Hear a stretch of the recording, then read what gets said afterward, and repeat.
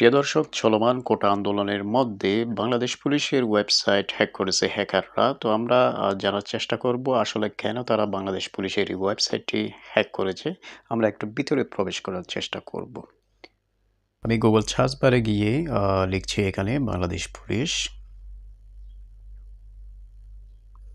এটি লেখার সাথে সাথে আপনারা দেখতে পাচ্ছেন আমার সামনে একটি পেজ ওপেন হয়েছে। তো এখানে আপনারা দেখতে পাচ্ছেন প্রথম দিক দিয়ে দেখেন এখানে police.gov.bd এটি একটি ওয়েব অ্যাড্রেস রয়েছে যেটি www.police.government.bd।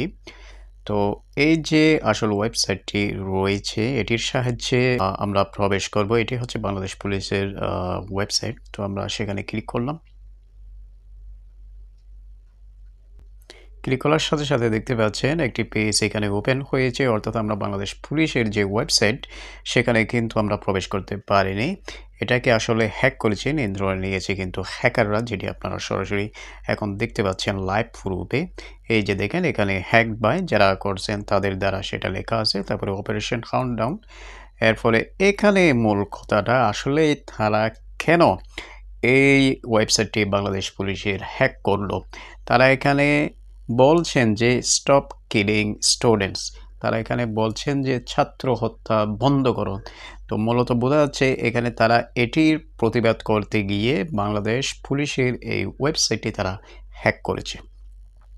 তো আজ 20শে জুলাই 2024 ইংরেজি তারিখে এটি আমি রেকর্ড করে আপনাদেরকে দেখাচ্ছি লাইভ প্রুফ। আমি কিন্তু গতকালও একবার দেখছিলাম যে সেটি কিন্তু এই অবস্থায় ছিল হ্যাক। তো আমি আজকের ভিডিওটা করলাম আপনাদের জন্য সরাসরি, আপনারা দেখতে পাচ্ছেন। তো এই যে অবস্থা এখন আসলে এখান থেকে বোঝা যাচ্ছে যে বাংলাদেশের যে সমস্ত দরকারি ওয়েবসাইটগুলো রয়েছে এগুলো এখন ঝুঁকির মধ্যেও কিন্তু রয়েছে।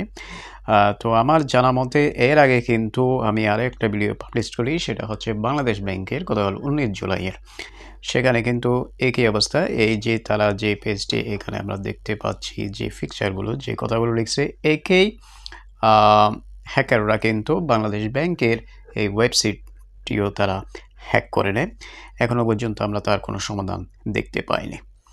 তো এই ছিল আসলে বর্তমান যে কোটা সংস্কার আন্দোলন চলতেছে বাংলাদেশে খুবই একটা ভয়াবহ। তো এর মধ্য দিয়ে তারা বাংলাদেশ পুলিশের এই ওয়েবসাইটটি হ্যাক করে নেয়, পাশাপাশি বাংলাদেশ ব্যাংক আরও হয়তো থাকতে পারে যেগুলো আমি এখনও পর্যন্ত বাংলাদেশের যে ইন্টারনেট আসলে বন্ধ রয়েছে তার কারণে কিন্তু অ্যাক্সেস নেওয়া যাচ্ছে না। যাই হোক, দেশের বাইরে থেকে যারা এই ভিডিওটি আসলে দেখছেন সবাই অবগত হলেন।